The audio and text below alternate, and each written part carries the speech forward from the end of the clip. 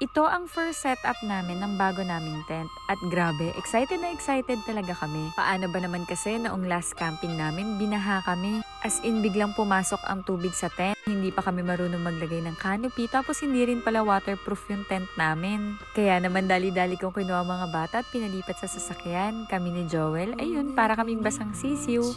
Feeling namin survival challenge ang sinalihan namin, hindi camping. Kaya pagtapos nun, sinabi talaga namin na hindi pwede to. Mag-invest tayo sa matinong tent kasi ang camping dapat memories ang inuuwi, hindi sipon! At alam nyo ba kung ano pang isang blessing sa trip na to?